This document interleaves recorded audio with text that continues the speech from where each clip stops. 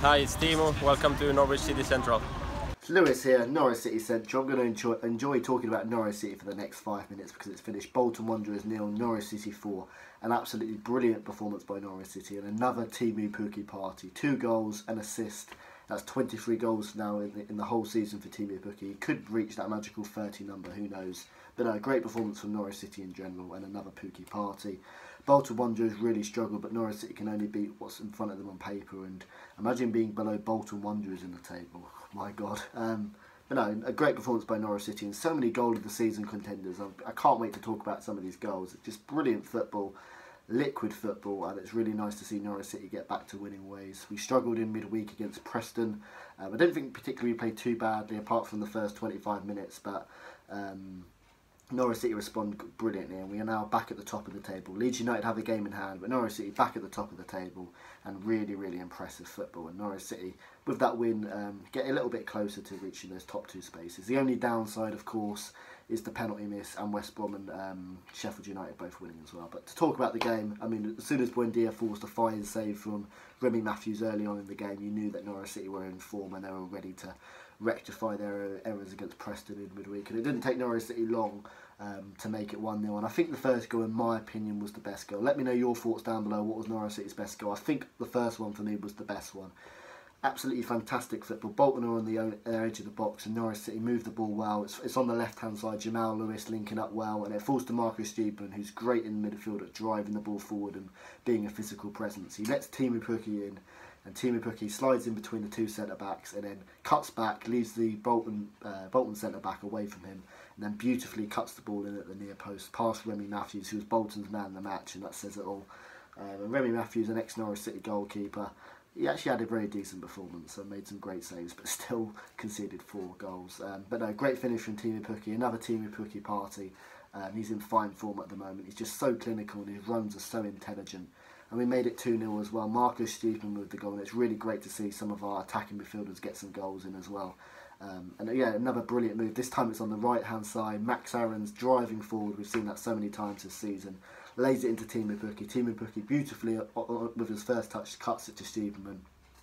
Marcus Stupin with a great goal to make it 2-0. And then Norwich City keep on throwing heavy punches at Bolton, and when we made it 3-0 in the first half, we knew it was game over. And Kenny McLean with a superb pass, probably the pass of the game. It was, maybe Zinnemann gets that for the 4th goal, but a brilliant pass from Kenny McLean and great timing from Buendia to get around the back of the Bolton defender and makes it 3-0. And that's Buendia's first goal in 12 matches, and I really like Buendia. I think he's great at making assists. You know, he creates a lot of chances for Norwich City and has got a lot of flair and creativity, and it's nice to see him add goals into his game. So 3-0 up at half time, Norwich City were in cruise control and playing some great stuff, and we made it 4-0 shortly after, and you could be thinking it could be 5 or 6.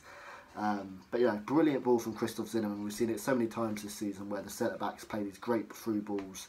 I'm thinking of when we played Brentford at home with Closer connecting with Buendia. But great ball from Zinnemann, and it's absolutely class from Pukki. The way he takes it down first touch and then lifts it over the goalkeeper, it's absolutely superb. We've got a real strike on our hands in Pukki. If Norwich City don't go up this season, which we might not, because Leeds and Sheffield United and West Brom are all keeping on our tail, it looks like it could be a 4-horse race for the top 2. But Norwich City is certainly in a great position to get those top 2 spots, and as we say, we are back at top of the league now. Pukki is going to be a hard man to keep though, isn't he? His intelligence, he's quick but he's not the quickest, he's physical but he's not the most physical, but he's a well-rounded player who is absolutely fantastic, and it was an absolutely great goal. I think that's 23 goals and 6 assists from Pukki this season. Superb player, isn't he? And we could have made it 5 or 6, but Remy Matthews made some great saves throughout. And we get the penalty. Pukki's fouled. You're thinking, Pukki hasn't scored a hat-trick yet for Norwich City, and you're thinking, give it to Pukki. But we give it to Kenny McLean for some strange reason. I guess we just wanted to give McLean some confidence from his first start since August.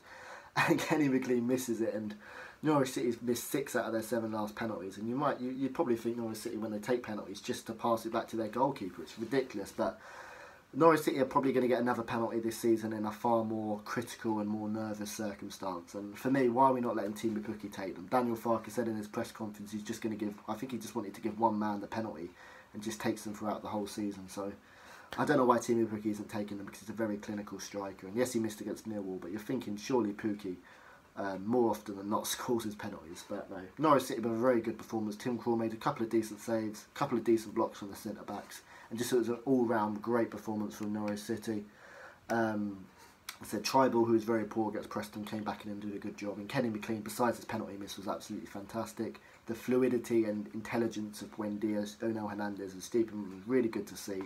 And of course, Pukki Party as well. Fantastic Norwich City performance. It's interesting, we've got Bristol City up next, and they're the informed team in the division. 15 games unbeaten, 7 wins in a row. And if Bristol City win, they come to Carrow Road and win, they have 2 games on hand on Norwich City, and if they win both of those, they have the same points as us. So Bristol City could potentially come back into the top 2 party, and they're going to be a tough team. West Brom and Leeds have both got games in hand, and they've both got QPR away, so hopefully QPR can do us a favour now they've been knocked out of the FA Cup. But focusing on Norwich, another brilliant performance from Norwich City in which we showed a lot of class, and we created so many chances, and it's great to see such a fluid team playing such nice football. And Norwich City are definitely back on track. A minor blip, every team has a minor blip, all the top teams do. Man City, for example, have. But Norwich City look in a great place to get top 2 football, and we outclassed Bolton today. A really, really impressive performance, and Team Pukki is a man on fire. Thanks for watching the match review. Subscribe to Norwich City Central, and I'll see you later.